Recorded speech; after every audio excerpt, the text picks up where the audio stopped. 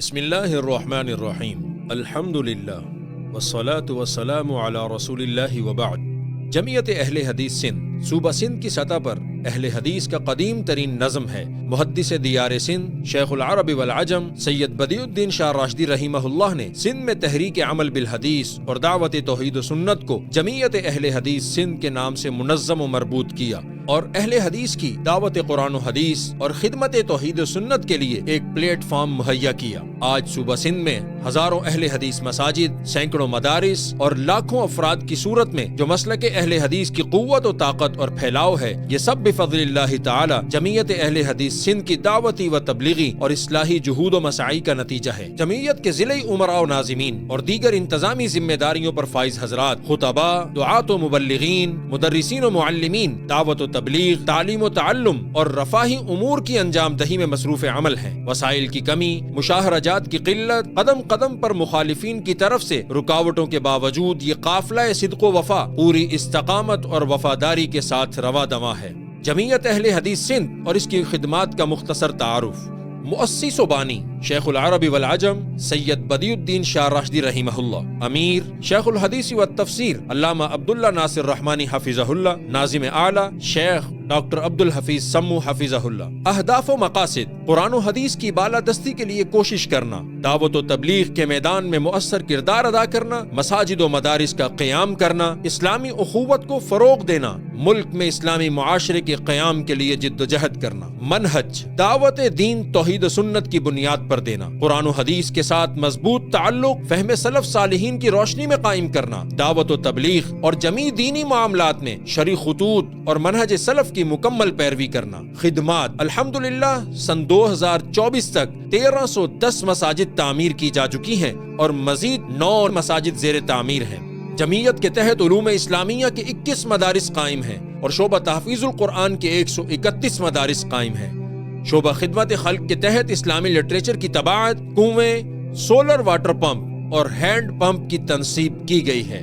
سندھ کے ہر بڑے شہر میں سالانہ کانفرنسز کا انعقاد کیا گیا۔ اردو سندھی زبان میں الگ الگ ماہانہ مجلہ دعوت اہل حدیث کا اجرا شامل ہیں۔ سال 2024 میں سندھ بھر میں 9 نئی مساجد کی تعمیر کی گئی، جس پر مبلغ 2,78,48,150 روپے لاگت آئی۔ نئے سال جنوری 2025 تک 9 مساجد زیر تعمیر ہیں۔ مزید 49 مساجد کی تعمیر کے لیے سندھ کے مختلف علاقوں سے درخواستیں موصول ہو چکی ہیں۔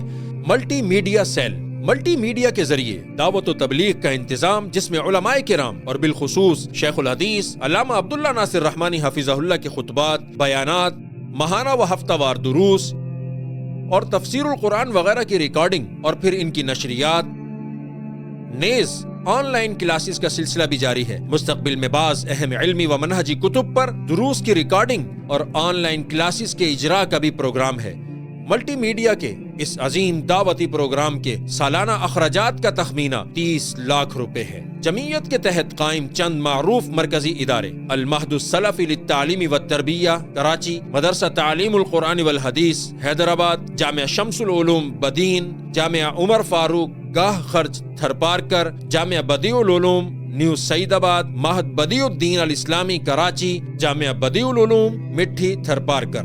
ہم سب سے پہلے تو اللہ رب العزت کے حضور شکر گزار اور سربسجود ہیں، اس کے خاص فضل و کرم سے ہمیں خدمت دین اور خدمت خلق کے ان کاموں کی توفیق ملی ہے۔ ہم ان تمام احباب جماعت کا تہ دل سے شکریہ ادا کرتے ہیں، اپنے قیمتی مالی تعاون کے ذریعے ہمارے ساتھ رہے۔ یا ایھا الذین آمنوا ان تنصروا اللہ ینصرکم ویثبت اقدامکم۔